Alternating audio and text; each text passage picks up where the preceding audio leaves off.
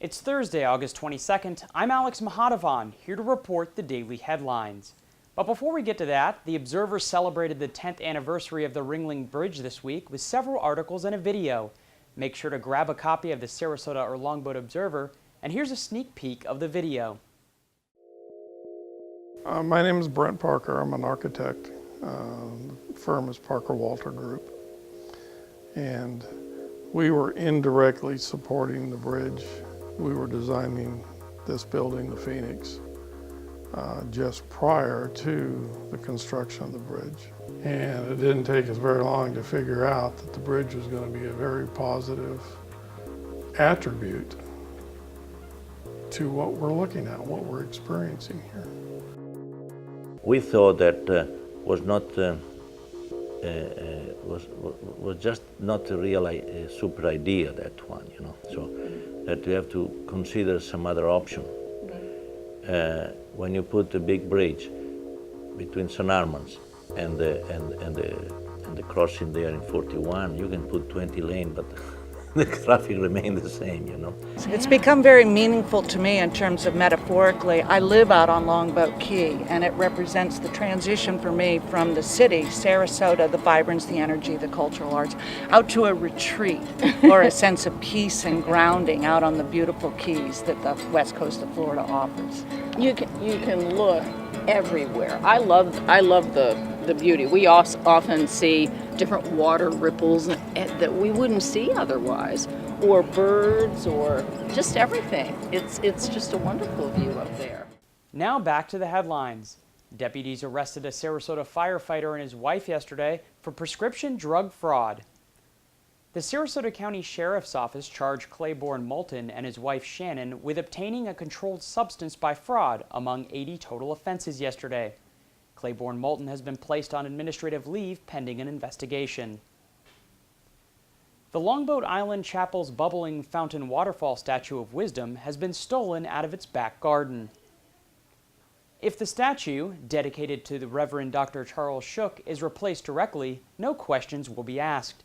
With information regarding the statue, please call the Longboat Island Chapel office at 941-383-6491. Sarasota police arrested a 21-year-old woman yesterday for writing $8,000 worth of fraudulent checks.